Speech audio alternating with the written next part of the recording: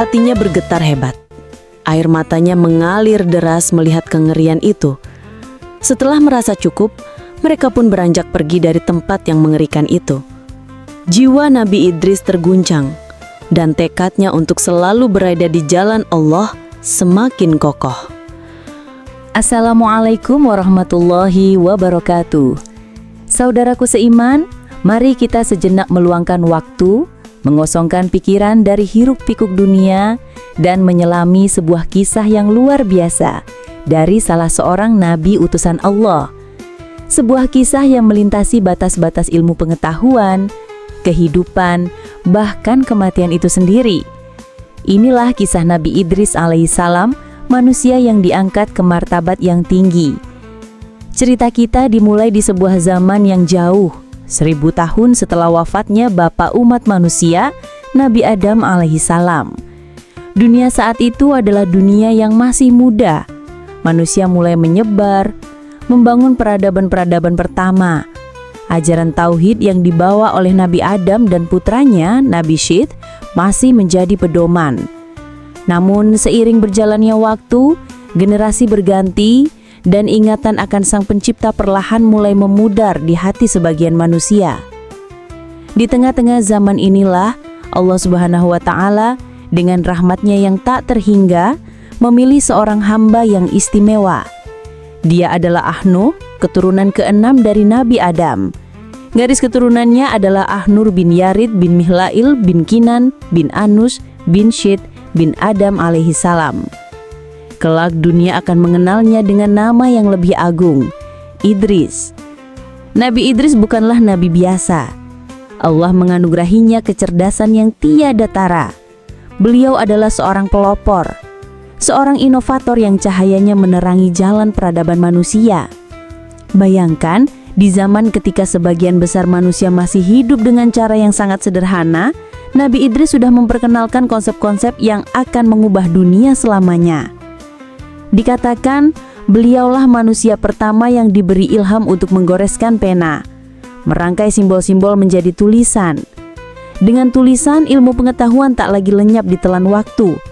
Ia bisa diwariskan, dipelajari, dan dikembangkan dari generasi ke generasi.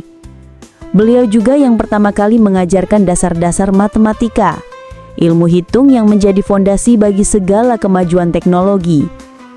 Tak berhenti di situ. Di malam hari, ketika manusia lain terlelap, beliau menengadahkan wajahnya ke langit. Beliau mempelajari pergerakan bintang-bintang, memetakan rasi-rasi, dan memahami siklus alam semesta. Lahirlah ilmu astronomi yang membantu manusia menentukan arah, musim, dan waktu. Namun semua kepandaian itu tidak membuatnya sombong. Justru sebaliknya, setiap penemuan baru semakin membuatnya tunduk dan kagum pada kebesaran Sang Pencipta. Baginya, ilmu adalah jalan untuk mengenal Allah. Selain seorang ilmuwan, Nabi Idris juga seorang pekerja keras. Beliau adalah seorang penjahit yang sangat terampil. Namun, pekerjaannya bukanlah sekedar mata pencaharian, melainkan sebuah zikir yang tak putus. Dikisahkan, setiap kali jarumnya menembus helai kain, lisannya basah dengan ucapan tasbih. Subhanallah, setiap jahitan adalah pujian. Dan ketika sebuah pakaian telah selesai dengan sempurna, ia akan menyerahkannya kepada orang yang memesan tanpa meminta upah sepeser pun. Baginya, bisa membantu sesama adalah upah tertinggi dari Allah. Namun cahaya ilmu dan iman yang dibawa Nabi Idris tidak serta-merta diterima oleh semua orang. Seiring waktu, banyak manusia yang kembali terjerumus dalam kelalaian. Mereka sibuk dengan urusan dunia, melupakan ibadah, dan mengabaikan peringatan-peringatan Allah. Hingga pada suatu titik, Allah Subhanahu wa Ta'ala menurunkan sebuah ujian berat. Langit yang biasanya biru cerah kini menjadi pucat dan kosong. Awan seolah enggan berkumpul. Hujan pun berhenti turun. Hari berganti minggu, minggu berganti bulan. Tanah yang subur mulai retak, menganga seperti mulut yang kehausan. Sungai-sungai mengering, menyisakan lumpur yang pecah-pecah.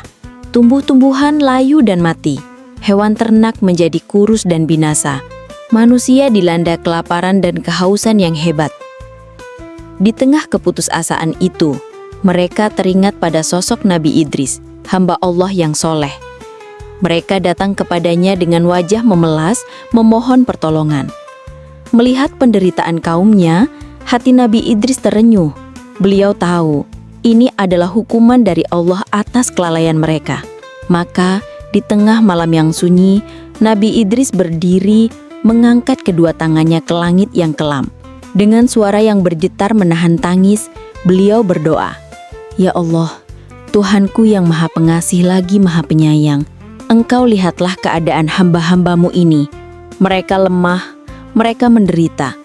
Aku mohon kepadamu ya Rob, ampunilah kelalaian mereka.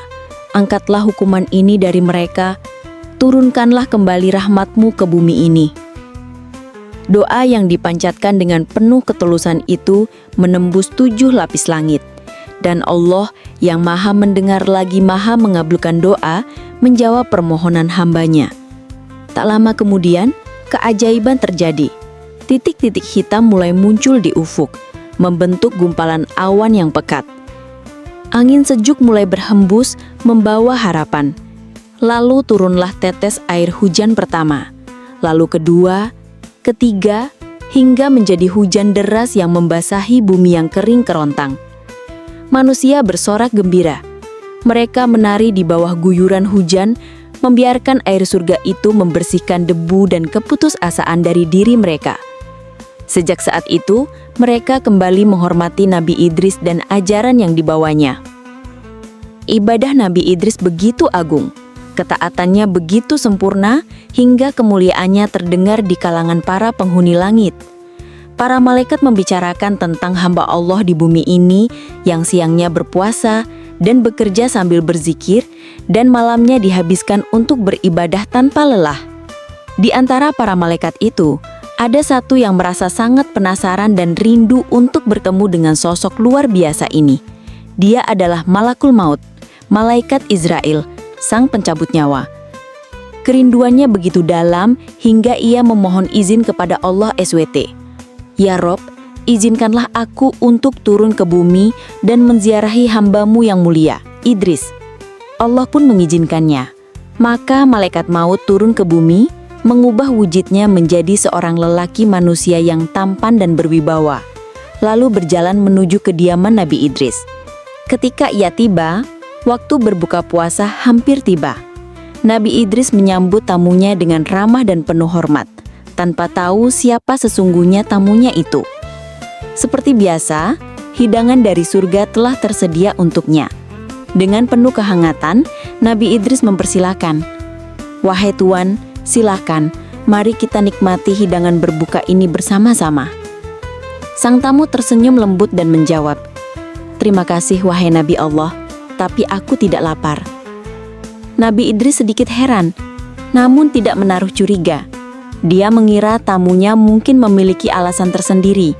Setelah berbuka, Nabi Idris larut dalam ibadahnya yang khusyuk sepanjang malam. Anehnya, sang tamu tidak tidur sama sekali. Dia hanya duduk Diam, memperhatikan Nabi Idris dengan tatapan penuh kekaguman hingga fajar menjelang. Keesokan harinya, Nabi Idris kembali berpuasa, dan sang tamu pun tetap menemaninya tanpa makan dan minum. Rasa heran di hati Nabi Idris semakin menjadi. Ia lalu mengajak tamunya, "Wahai Tuan, hari ini cuacanya sangat cerah. Maukah engkau berjalan-jalan bersamaku untuk menikmati keindahan alam ciptaan Tuhan kita?" "Dengan senang hati wahai Nabi Allah," jawab sang tamu. Maka berjalanlah mereka berdua. Mereka melintasi lembah-lembah hijau, mendaki bukit-bukit, dan menyusuri tepi sungai yang jernih. Selama perjalanan itu, Nabi Idris terus-menerus mengamati sahabat barunya. Ia tidak makan, tidak minum, tidak tidur, dan raut wajahnya memancarkan ketenangan yang bukan dari dunia ini. Ketika mereka melewati sebuah kebun anggur yang ranum, sang tamu tiba-tiba berkata, "Wahai Nabi Allah, bolehkah aku memetik beberapa buah anggur ini untuk kumakan?" Nabi Idris tertegun. Ia menjawab dengan keheranan yang tak bisa disembunyikan, "Subhanallah, Sungguh aneh dirimu, wahai Tuan. Semalam aku menawarimu makanan halal dari surga, engkau menolaknya. Sekarang engkau justru ingin memakan buah milik orang lain yang hukumnya haram bagimu." Malaikat maut hanya diam, menyimpan rahasianya. Mereka pun melanjutkan perjalanan. 1 hari, 2 hari, 3 hari, hingga 4 hari lamanya mereka bersama. Selama itu pula, Nabi Idris semakin yakin bahwa sahabatnya ini bukanlah manusia biasa. Akhirnya, rasa penasarannya mencapai puncak. Ia berhenti berjalan, menatap tamunya dalam-dalam, dan bertanya dengan suara yang hati-hati. "Wahai Tuan, maafkan aku jika pertanyaanku menyinggungmu. Selama 4 hari ini aku memperhatikanmu, dan aku merasakan ada sesuatu yang sangat berbeda darimu. Aku mohon, katakanlah sejujurnya. Siapakah engkau sebenarnya?" Sang tamu menatap balik Nabi Idris dengan tatapan yang teduh. Wujud manusianya perlahan memudar, berganti dengan sosok aslinya yang agung dan bercahaya. Ia berkata, "Wahai Nabi Allah Idris, akulah yang selama ini engkau pertanyakan. Aku adalah malakul maut, malaikat maut." Jantung Nabi Idris berdebar, namun bukan karena takut, melainkan karena takjub. Engkaukah yang bertugas mencabut nyawa setiap makhluk yang bernyawa?" "Benar, wahai Nabi Allah," jawab Israel. "Jika begitu," tanya Nabi Idris lagi, "selama 4 hari engkau bersamaku, apakah engkau juga telah mencabut nyawa-nyawa makhluk lain?" Malaikat maut menjawab dengan sebuah perumpamaan yang luar biasa. "Wahai Idris, seluruh ruh makhluk di alam semesta ini bagi pandanganku tak lebih dari sebuah hidangan yang terhampar di atas meja. Aku mengambilnya satu persatu sesuai perintah Tuhanku, semudah seseorang menyuap makanan ke dalam mulutnya. Keberadaanku bersamamu tidak menghalangiku dari tugasku barang sedetik pun." Mendengar penjelasan itu, Nabi Idris terdiam, merenungi kebesaran Allah dan keteraturan sistemnya. Kemudian sebuah hasrat yang aneh dan dahsyat muncul di hatinya. Hasrat untuk memahami hakikat ibadah melalui pemahaman akan akhir kehidupan. Ia menatap malaikat maut dan berkata, "Wahai malaikat maut, kedatanganmu kemari apakah untuk menziarahiku ataukah untuk mencabut nyawaku?" "Aku datang untuk menziarahimu atas izin dari Allah SWT," jawab Israel. "Kalau begitu," kata Nabi Idris dengan mantap, "aku memiliki satu permohonan yang sangat besar kepadamu. Aku ingin engkau mencabut nyawaku sekarang juga." Malaikat maut terkejut. "Untuk apa, wahai Nabi Allah? Aku ingin merasakan pedihnya sakaratul maut. Setelah itu aku mohon padamu, mintalah kepada Allah agar Ia menghidupkanku kembali. Dengan merasakan kematian, aku yakin ibadahku kepadanya akan menjadi 1000 kali lipat lebih khusyuk, dan rasa takutku kepadanya akan semakin mendalam." Malaikat maut menjawab, "Wahai Idris, sesungguhnya aku tidak pernah mencabut satu nyawa pun kecuali atas perintah langsung dari Allah." Saat itu juga, Allah SWT mewahyukan kepada malaikat maut, "Wahai Israel, kabulkanlah permintaan hambaku Idris." Dengan berat hati, malaikat Israel pun menjalankan perintah itu. Ia mendekati Nabi Idris dan dengan cara yang paling lembut yang belum pernah ia lakukan kepada siapapun sebelumnya, ia mencabut ruh Nabi Idris dari jasadnya. Untuk sesaat, Nabi Idris pun merasakan kematian. Melihat sahabatnya terbujur kaku tak bernyawa, hati malaikat maut dipenuhi kesedihan yang mendalam. Air matanya menetes. Ia menangis karena kehilangan seorang sahabat yang begitu mulia. Dengan perasaan hibah, ia mengangkat tangannya dan berdoa, "Ya Allah, Engkaulah yang Maha Kuasa. Hidupkanlah kembali sahabatku ini. Kabulkanlah permohonannya." Allah SWT dengan kekuasaannya mengabulkan doa itu. Ruh Nabi Idris dikembalikan ke jasadnya dan ia pun hidup kembali. Malaikat maut segera memeluknya dengan erat. Wahai saudaraku, bagaimana rasanya sakaratul maut itu? Nabi Idris menarik napas dalam-dalam, wajahnya masih pucat. Wahai Izrail, bayangkan seekor binatang yang dikuliti hidup-hidup. Rasa sakit dari maut yang kurasakan tadi 1000 kali lebih pedih dari itu.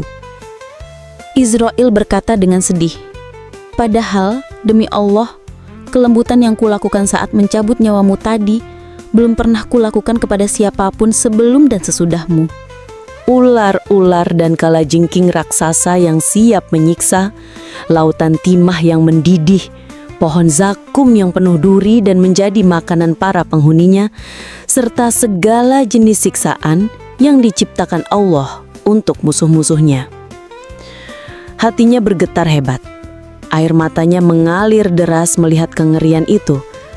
Setelah merasa cukup, mereka pun beranjak pergi dari tempat yang mengerikan itu. Jiwa Nabi Idris terguncang, dan tekadnya untuk selalu berada di jalan Allah semakin kokoh. Wahai malaikat maut, kata Nabi Idris dengan suara yang masih bergetar, aku telah merasakan pahitnya maut, dan aku telah melihat dahsyatnya neraka. Kini aku punya satu permintaan terakhir. Tolonglah aku, bawalah aku untuk melihat surga. Mengapa engkau ingin melihat surga? Agar aku bisa melihat nikmat dan keindahan yang Allah janjikan bagi hamba-hambanya yang soleh. Dengan melihatnya, hatiku akan dipenuhi harapan dan kerinduan, sehingga aku dapat meningkatkan ibadahku bukan hanya karena takut akan neraka, tetapi juga karena cinta dan rindu akan surganya. Sekali lagi, atas izin Allah, malaikat maut membawa Nabi Idris menuju surga. Semakin dekat mereka, semakin tercium aroma wangi yang tak pernah ada di dunia. Terdengar alunan suara yang begitu merdu dan menenangkan. Mereka tiba di depan salah satu pintunya. Dari celah pintu itu, Nabi Idris dapat mengintip ke dalam. Matanya terbelalak takjub. Ia melihat pemandangan yang jauh melampaui segala imajinasi. Sungai-sungai dari susu, madu dan arak yang tidak memabukkan mengalir dengan indahnya. Istana-istana megah terbuat dari emas, perak, dan permata.